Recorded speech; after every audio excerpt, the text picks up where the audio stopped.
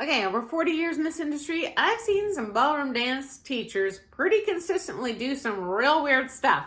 And guys, I would love to hear in the comments if you've seen ballroom dance teachers do something that you're like, what? That is real strange. Because I've been doing this so long, I think some of this stuff might go under the radar for me because I see it so often. But anyway, first thing that strikes me as kind of weird is they make weird sounds. Things that are not in the ISTD book. Guilty. So we'll say things to describe the movement like, or, and my teachers have done it too. But honestly, guys, there is a teaching tool we're using there that is engaging a different part of your brain. Because as I've shared in another video, we learn many different ways. And the more areas of your brain we can simultaneously engage, visual, audio, mechanical, tactile, musical, the faster you'll learn this stuff. So is it weird? Yeah. Is most teaching this day and age verbal and written singularly? Yes. So dancing is a little weird that way. Next thing that's just kind of struck me as a little peculiar to our industry. Every teacher I've ever taken from says man and girl, sometimes boy and girl. So I'm not offended by it personally, but outside of the ballroom dance world, at least in the United States, where I'm broadcasting from, that can be perceived as a diminutive term. And if your teacher says it and you're like, what? Just know it's just how they were taught, and so that's often ingrained in their head. It's not like they look down on you as a student or see you as a child, okay? Next thing we do, we use repetitive, I'll call it pleasure phrases. And again, guilty, totally guilty. For example, if we see something we like, we'll say something like, boom goes the dynamite. And that's just our go-to. And so, again, this is actually a teaching tool, but our pros usually did it to us too. But true story. I have a friend whose sister is a professional dog trainer. And one of the most effective tools that she uses in engaging this part of their brain, it's called a clicker. It goes when a dog does something well.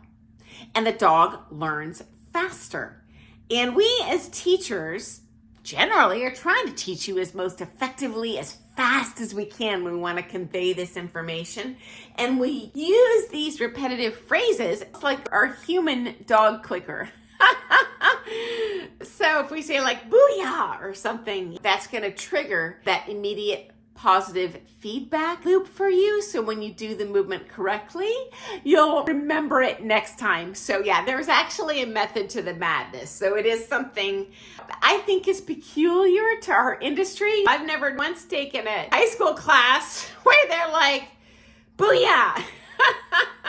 So that's kind of weird. Next up, our clothing. Okay, so on the dance floor, we tend to wear all black. And it's not that we're emo, guys. Again, it's just another practical purpose. I can't speak for all ballroom dance teachers, but I like to throw it down. When I'm teaching, most of my students learn visually, audio, but they also learn in terms of tactile movement and me moving them through the movement. And folks, I am sweating in those lessons. I just would feel embarrassed or self-conscious, like big sweat marks on my butt or armpits or something.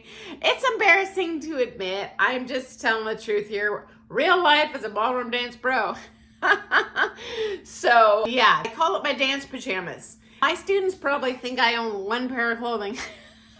But no, I got a whole closet full of all sorts of black.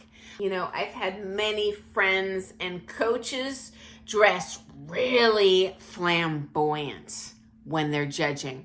There was one year at Blackpool, Bobby Irvine came in.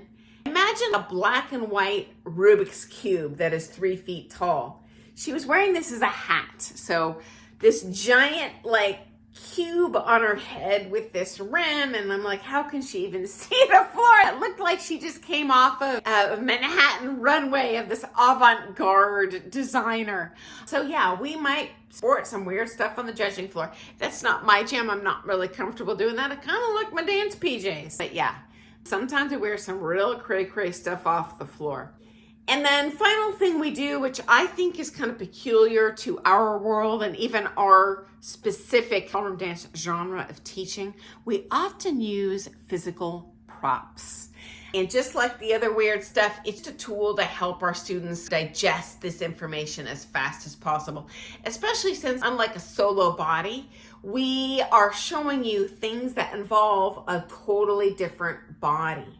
And sometimes it's just more efficient for us to convey this information if we're holding a swim noodle or something along these lines. So I'll say teaching physical props, okay? So that's my 2 cents and some weird stuff I super consistently see in the world of ballroom dance. And if your teacher does something peculiar or you've seen some peculiar trends that stick out to you, please share in the comments. I'm always interested to hear your stories. I love hearing when they're the same as mine because then I'm like, oh, I'm not the only person. Or when it's different than mine because I love learning different stuff too. I am but one person in the world of ballroom dancers. Guys, have an awesome day. Happy dancing. Doodles.